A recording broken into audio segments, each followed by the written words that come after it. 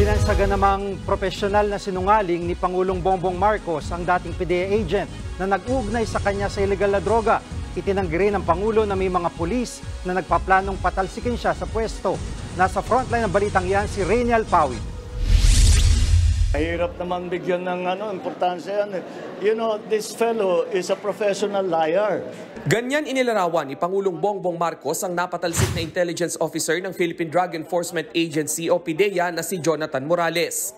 Nagpaunlak ng panayam sa media ang Pangulo habang nasa General Santos City kanina. Si Morales ang dating ahente na humarap sa pagdinig ng Senado kamakailan kaugnay sa tinaguriang PDEA leaks. At nagsabing sangkot si Marcos at aktres na si Maricel Soriano sa illegal na droga sa naunsyaming drug operation sa Makati noong 2012. Parang jukebox yan eh. Kung ano ihulog mo na, basta maghulog ka ng pera, kahit anong kantang gusto mo, kakantay niya. Oo, kaya walang saysay. Tignan mo na lang ang kanyang record. Tignan mo na lang may kaso siya na false testimony. Sinusubukan pang kunin ng News 5 ang panig ni Morales. Ang PDEA naman una na ring pinabulaanan sa mismong hearing ng Senate Committee on Public Order and Dangerous Drugs na hindi kasama sa watchlist nila ang Pangulo.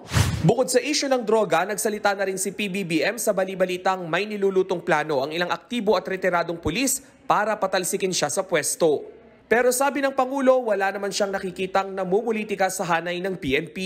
I don't see, wala kaming report na in the ranks. Yung mga retired, baka merong mga gumagalaw na sumasama sa mga distab na ginagawa. Pero sa ating mga kapulisan at siyempre lalo na sa officer corps, wala naman tayong nakikitang ganun. Sa ngayon, nakatuon daw ang atensyon ng Pangulo sa direktiba niya sa pulis at militar na unahin ang mandato nilang protektahan ng publiko. Tutol din siya sa ideya na magsagawa ng loyalty check sa PNP at AFP. Anong sasabihin mo doon sa tao? Sasabihin, loyal ka ba sa akin? Siyempre, oo ang sagot nun, di ba? Kahit na hindi siya loyal sa'yo. Pero titignan natin mga record. Unang pinalutang ni dating Senator Antonio Trillanes IV ang nilulutong ouster plot. Nakampo raw ni dating Pangulong Rodrigo Duterte ang may pakana.